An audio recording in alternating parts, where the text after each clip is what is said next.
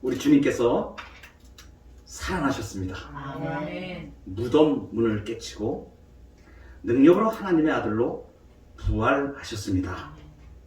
이 부활을 우리는 해마다 이 부활 절기가 되면 그 의미를 다시 생각해 보며 하나님께서 우리에게 예수 그리스도의 부활을 주신 그 의미를 다시 한번 마음에 새겨보게 됩니다. 오늘은 특별히 오늘 부활주의를 맞이해서 부활신앙이란 도대체 무엇인가? 우리가 부활을 믿는 자들이라고 우리가 얘기하는데 우리 성도들이 예수 그리스도의 부활을 믿는 이 부활신앙의 본질은 무엇인가? 이것을 붙잡고 예수 그리스도의 부활을 믿는 믿음 가운데 확신 가운데 거하여 가기를 원합니다. 첫 번째로 예수님의 부활은 누구나 확신할 수 있는 역사적 사건입니다. 역사적 사실입니다. 분명하게 있었던 사실인 것을 말해주는 것입니다. 오늘 본문의 1절부터 이 8절까지의 예수님의 부활 사건은 오늘 우리가 읽은 이 마가복음뿐만이 아니고 사복음서에 모두 다 나오는 기록입니다. 약간씩 강조점들이 조금씩 다르긴 합니다. 그렇지만 한결같이 예수님의 부활이 역사적인 사건임을 증명해주고 있습니다. 마가는 예수님의 이 부활 사건을 다루면서 제일 먼저 예수님이 이 부활하신 사실을 접한 이 사람들을 먼저 소개하면서 시작합니다. 오늘 1절에 보니까 안식일이 지남에 막달라 마리아와 야고보의 어머니 마리아와 살로메가 이렇게 시작합니다. 여자 3명을 지금 언급하고 있습니다. 다른 사람들도 아니고 이 복음서에 한결같이 모든 복음서에서 동일하게 이야기하는데 물론 이름을 한 사람, 두 사람을 언급하기도 하고 이렇게 하지만 관점에 따라서 다르지만 지금 동일하게 지금 말씀하고 있는 내용은 뭐냐면 예수님의 부활을 가장 먼저 접한 사람들이 여인들이었다는 것입니다. 이것이 무슨 특별한 의미를 갖는 것인가? 특별한 의미를 갖습니다. 이 여인들이 어떤 사람들입니까? 예수님이 십자가에 달리실 때 멀리서 보고 있었던 여인들입니다. 앞에 우리 본문 앞에 15장 41절에서는 이들은 예수께서 갈릴리에 계실 때에 따르며 섬기는 자들이라고 설명해 줍니다. 그러니까 예수님이 복음을 전파하시며 하나님 나라의 일을 말씀하실 때에 따라다니면서 예수님의 말씀을 들었던 자들이고 갈릴리에서 그 예수님의 말씀을 계속 추종하여 따라왔고 예수님이 예루살렘에 오실 때도 따라왔던 여인들입니다. 그리고 예수님이 잡히실 때 멀리서 지켜보고 있던 여인들입니다. 그러니 이 여인들이 얼마나 예수님을 사랑했는가 하는 것을 알 수 있습니다.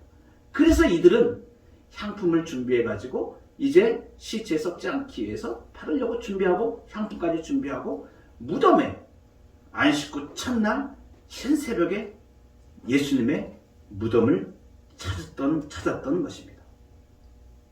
지금 이 여인들이 예수님의 무덤에 왔습니다. 올 때는 걱정을 하면서 왔죠. 무덤 문은 돌문이 크게 되어 있기 때문에 그리고 그것도 인봉해놨기 때문에 그것을 누가 열 수 있을까 걱정하면서 왔습니다. 그런데 놀랍게도 이들이 무덤에 왔을 때는 무덤문을 막고 있던 그 돌은 굴려져 있고 무덤이 열려져 있는 것입니다. 놀라운 일입니다. 군병들이 지키고 있던 무덤이죠. 그런데 돌이 굴려져 있고 무덤이 열려져 있는 것입니다. 그 안에 들어갔습니다. 천사를 만나게 되죠. 너희들이 예수님을 찾는구나. 예수님이 살아나셨다. 이 천사가 그 얘기를 합니다. 그리고 보니까 빈 무덤입니다. 예수님의 시신이 없는 것입니다.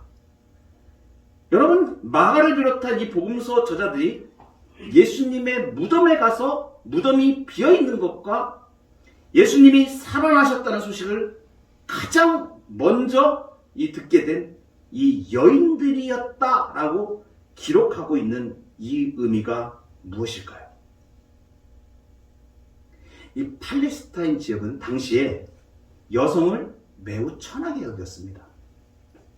어느 정도 여성을 천하게 여겼냐면 랍비들이 격언으로 말할 때 이런 격언까지 말할 정도였습니다. 율법의 말씀을 여자들에게 전해줄 바에는 차라리 불태워버려라. 그러니까 여자는 사람 축에도 넣지 않는 이 정도의 천하게 생각하던 시대였습니다. 지금이야 여권이 신장돼서 남자들보다 여자가 더 여성 상위 시대라고 얘기를 하지 않습니까? 지금은 인권이 너무 잘 이렇게 우리가 갖추어져 있어서 옛날에 이런 시대 같지는 않습니다. 그런데 이 정도로 그 당시 시대에는 여자가 사람 취급을 받지 못하는 그러한 시대가 있었습니다. 그러니까 당연히 어떻습니까? 여성들이 법원에서 무슨 증언을 하는 것 이런 것들은 효과가 전혀 없습니다. 유대 법정에서 법적인 증인들이 될 수가 없게 아예 만들어 놓았습니다. 여러분 한번 생각을 해보세요. 이러한 시대에 이 복음서들이 기록이 되었습니다. 이 복음서 기자들이 이 당시의 정황을 모르겠습니까? 너무나 잘 알죠. 여성들을 내세운다는 것은 증거 효력이 없는 것입니다. 그런데 예수님의 부활을 설명하는 이 기록에 사복음서가 한결같이 여인들이 가장 먼저 등장을 합니다. 이것이죠. 오늘 이 본문에서 말하는 빈 무덤을 목격한 주요 증인들이 여인들이다라고 말하고 있는 것은 이것은 무엇을 역으로 설명해 주고 있냐면 성경 말씀의 기록이 정직한 역사적 사실이라는 것을 반증해 주는 것입니다. 왜 그렇습니까? 만약에 이것을 허구나 전설로 뭔가 치장하기 위해서 만약에 기록하였다면 여성들을 앞에 내세워서 얘기할 리가 없는 것이죠. 그러면 확신이 들 수 있는 제3자, 남자나 어떤 위대한 사람이나 그런 사람들의 증언을 먼저 내세우려고 했을 것입니다.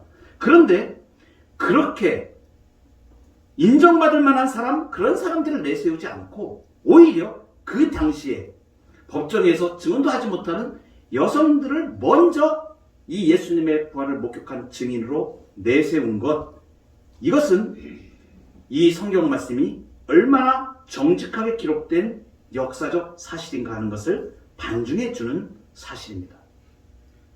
그런데 여러분, 그런 것 저런 것 논리적으로 우리가 따지지 않더라도 예수님이 부활하셨다는 명확한 사실은 예수님이 직접 사람들에게 나타내 보이신 사건입니다. 여러분, 가장 중요한 것이 이것입니다. 죽은 사람은 사람들 앞에 나타날 수가 없습니다. 오직 산 사람만이 사람들 앞에 나타날 수가 있는 것입니다. 그래서 예수님의 부활이 역사적 사건임을 가장 명확하게 나타내 주신 것은 예수님이 나타나셔서 증거해 주신 자신의 부활하신 몸을 보이신 일입니다. 오늘 본문 9절을 한번 보십시오.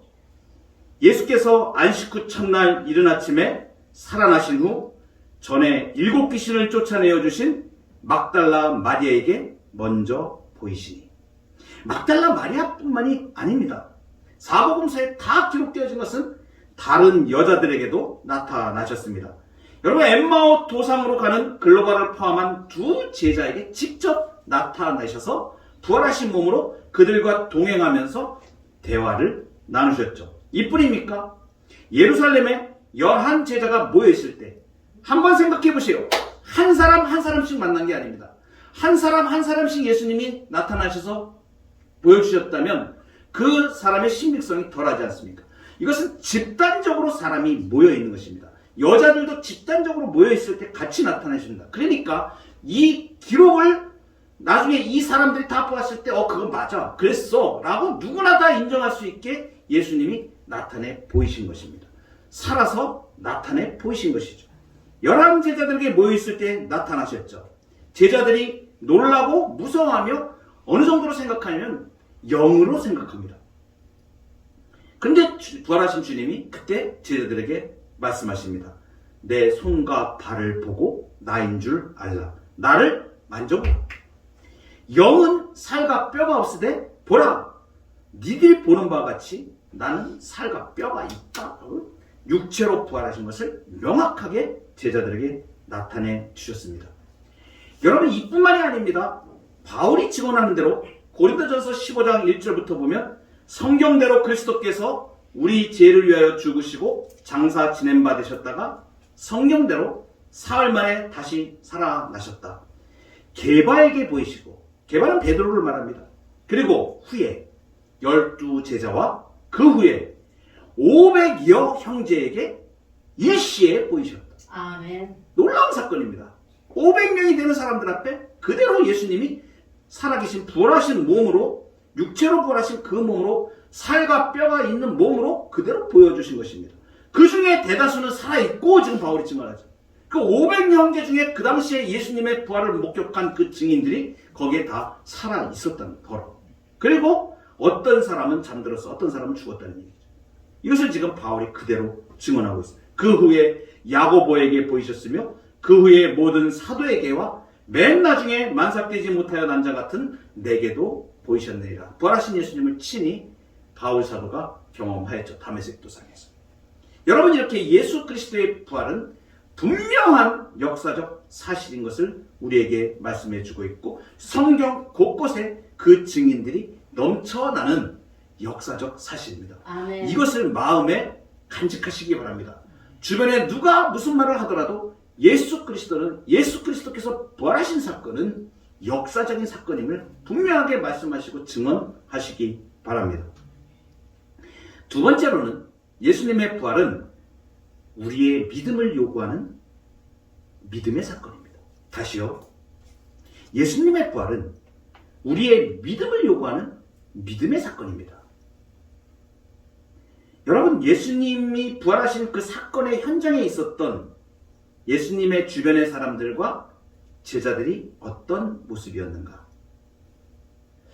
부활의 현장을 다루고 있는 이 복음서들의 기록을 자세히 보면 성경에서 기록하고 있는 이 말씀은 우리가 생각하는, 기대하는 것과는 매우 다른 방법으로 예수님의 부활 사건을 말해줍니다.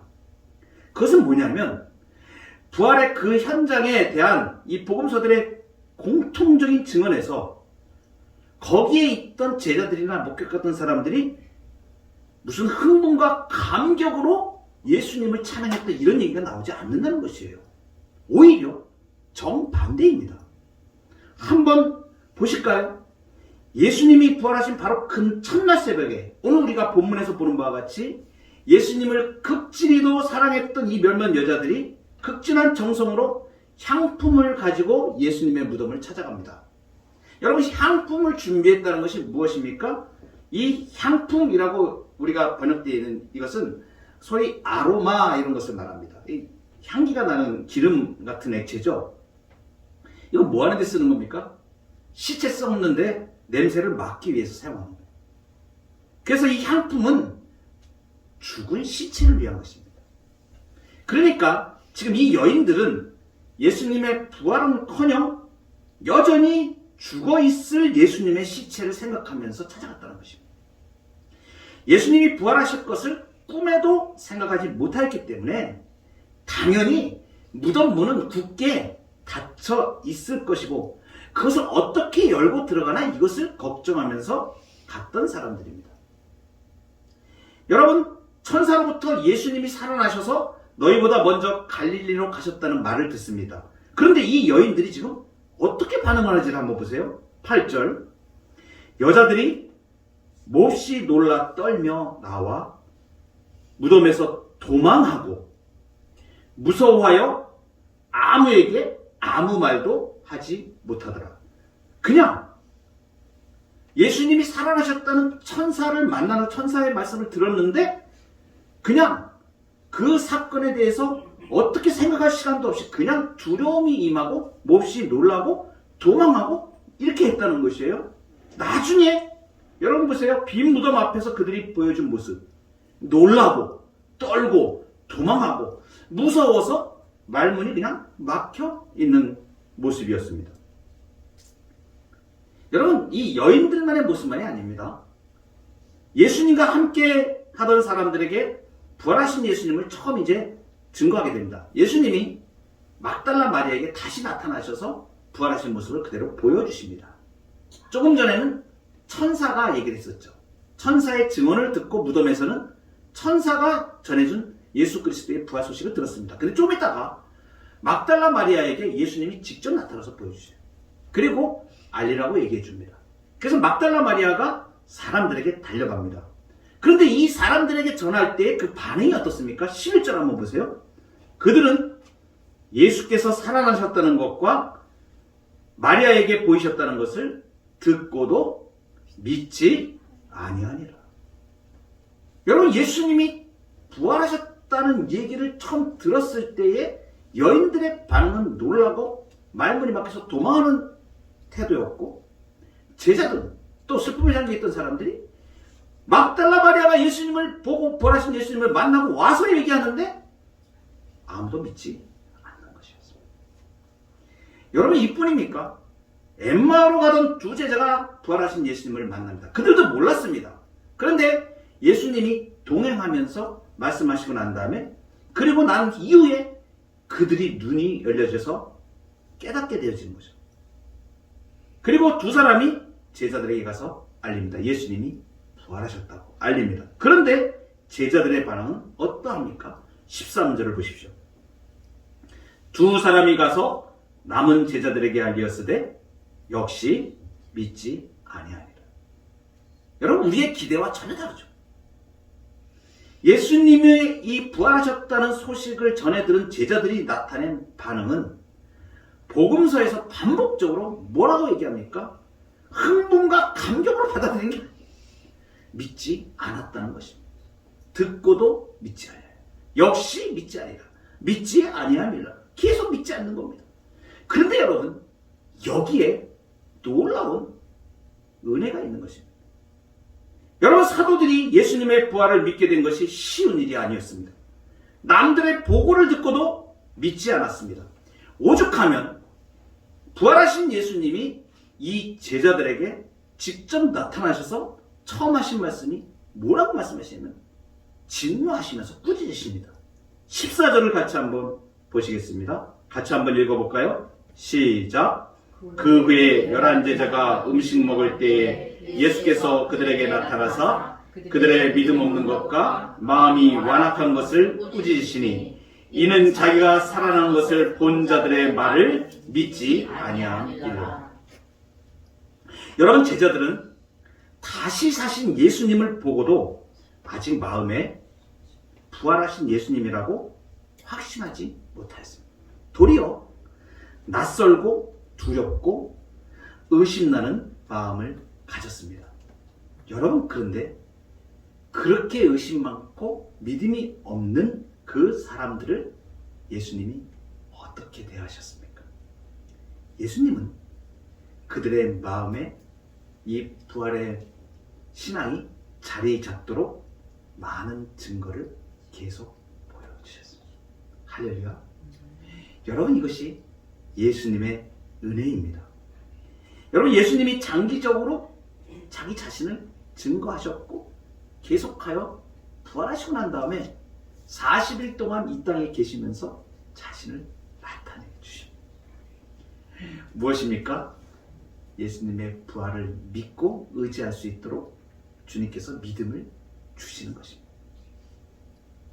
여러분, 이것이 무엇을 말해줍니까? 그래서 이 부활신앙은 감정적인 문제가 아니고 의지적인 믿음의 문제인 것을 우리에게 말씀해 주십니다. 여러분 보세요. 처음엔 믿어지지 않고 이 제자들도 믿어지지 않았습니다. 그러니 처음 예수 믿는 사람이 언제 처음부터 성경 말씀 듣고 예수님께서 부활하셨다, 맞아 그러면서 기뻐하면서 할렐루야 이렇게 못한다는 얘기입니다. 그렇지 않을 수도 있다는 얘기입니다. 그런데 어떡합니까? 예수님께서 하나하나 알려주시고 만나주시고 가르쳐주시고 이 성경 말씀을 통하여 계시하신 부분을 드러내주실 때에 우리에게 점차적으로 예수 그리스도의 부활의 믿음이 받아들여지고 그 부분을 신앙으로 고백하면서 예수님의 부활이 믿어집니다. 아멘. 그 부활 신앙을 갖게 되는 것을 말합니다. 여러분, 마지막까지 믿지 못하겠던 도마에게 예수님이 나타나셔서 말씀하십니다. 친히 그렇게 믿음 없는 그 제자에게 나타나셔서 내 손가락을 이리 내밀어 내 손을 보고 내 손을 내밀어서 내 옆구리에 넣어보라. 그리하여 믿음 없는 자가 되지 말고 믿는 자가 되라. 예수님이 계속하여 계시해 주시고 증거해 주시고 다독거려 주시고 믿음을 주시는 것입니다. 동일하게 우리에게도 예수님은 이러한 계시의 역사들을 말씀을 통하여 알려주시고 우리의 믿음을 의지적인 믿음으로 우리가 예수님의 부활을 고백하며 나올 수 있도록 우리를 이끌어 가십니다. 그래서 예수님의 부활은 우리의 믿음을 요구하는 믿음의 사건인 것입니다. 마지막으로 예수님의 부활은 우리에게 능력이 되는 능력의 사건입니다. 여러분, 복음서를 우리가 보다 보면 특별한 하나의 사건이 우리에게 나타납니다. 예수님의 이 부활을 둘러싸고 이거 뭐지? 이렇게 생각이 되어지는 그러한 중요한 말씀이 하나 있습니다. 그것은 뭐냐면 예수님께서 부활하시고 갈릴리로 모여라 이러셨던 것입니다. 여러분, 예수님이 죽으시기 전에도 내가 부활한 다음에 갈릴리에 간다라고 말씀하셨거든요. 그리고 부활하신 이후에도 지금 천사가 이야기를 하죠. 7절에 가서 그의 제자들과 베드로에게 이르기를 예수께서 너희보다 먼저 갈릴리로 가시나니 전에 너희에게 말씀하신 대로 너희가 거기서 배우리라. 전에 말씀하셨다는 것입니다. 갈릴리에 가서 만나자? 여러분, 예수님이 지금 이렇게 말씀하신 겁니다. 죽으시기 전에 제자들에게 내가 죽을 건데 내가 다시 살아날 거야. 그리고 우리 갈릴리에서 만나. 갈릴리에서 만나자 그랬습니다. 그리고 지금 천사가 그대로 여인들에게 얘기를 해줍니다. 예수님이 부활하셨다. 살아나셨다. 너희보다 먼저 갈릴리로 가셨다. 여러분, 예수께서 얼마나 이 갈릴리를 사랑하시고 갈릴리 지향적이셨는가 하는 것을 지금 극명하게 드러내주는 대목입니다. 그런데 이 갈릴리는 그러면 왜 그렇게 예수님이 갈릴리에서 만나자고 말씀을 하셨을까? 이것입니다. 사실 예수님께서는 이미 십자가에 돌아가시기 전에 부활 후에 제자들과 갈릴리에서 만날 것을 말씀하셨는데 제자들은 예수님이 부활할 것 자체도 생각하지 못하였고 갈릴리는 더욱 생각하지 못하였습니다. 이들이 갈릴리에서 예수님이 만나자 하는 이 약속을 그냥 건성으로 다 들었지 한 사람도 그것을 기억할 리가 만무했습니다. 그래서 예수님께서는 지금 천사를 통해서 이 제자들이 부활하신 예수님을 만날 수 있는 장소가 갈릴리라는 것을 다시 한번 상기시켜 주시는 것이에요. 사실 이 갈릴리는 어떤 땅인가? 북쪽 이스라엘의 멸망 이후에 이 갈릴리는 유대 땅이 아니라 이방 땅이 되어버렸습니다. 그래서 이방의 갈릴리로 일컬어집니다. 이 이스라엘의 뇌리에서는 잊혀진 땅입니다. 버려지고 이방화되어버린 땅이었습니다. 그런데 놀랍게도 하나님께서는 일찍부터 이 이사야 선지자를 통해서 이 갈릴리가 영화를 되찾게 될 것이라고 예언하셨습니다. 그리고 한번 보세요. 그 이사야의 예언대로 예수님이 이 땅에 오셔서 사역하신 대다수의 장소가 어디입니까? 바로 갈릴리였습니다. 그 갈릴리에 오셔서 그 이사야의 예언의 말씀을 성취하신 예수님이 사역을 다 이루신, 거의 대부분의 사역을 이루신 것이 갈릴리에서 제자들을 불러서 그들을 양육하셨고 이곳에서 집중적으로 사역하심으로 복음을 전파하셨고 하나님 나라의 건설과 확장의 기초를 쌓으셨습니다. 예루살렘에서 죽으신 예수님께서는 이제 부활의 주로 가장 먼저 갈릴리를 찾으십니다. 이것은 무엇을 의미하는가? 갈릴리로의 금의 환향, 금이 환향. 예수님이 왕으로 이제 그 이방 땅이 되었던 그것을 완전히 다스리시고 통치하시는 만왕의 주로 처음 가시는 그 땅을 설명해 주고 있습니다. 그리고 이 예수님이 갈릴리로 선택한 것은 이제 갈릴리 지향적이며 이방 지향적인 예수님의 관심을 극명하게 드러낸 것입니다. 한마디로 말씀드리면 부활하신 예수님이 지금 너희들이 주장하는 그 예루살렘이 아니라 이방을 향하여 지금 가신다는 것입니다. 여러분, 오늘 우리에게 갈릴리는 어디를 말해 주겠습니까? 예수님이 갈릴리에서 제자들에게 만나자라고 말씀해 주셨습니다. 오늘 우리에게 그 갈릴리는 어딘가? 그것은 무엇이냐면 갈릴리는 부활한 예수님을 만나는 곳입니다. 예수님의 부활을 믿고 부활하신 예수님을 중심으로 모두 다시 모여야 합니다.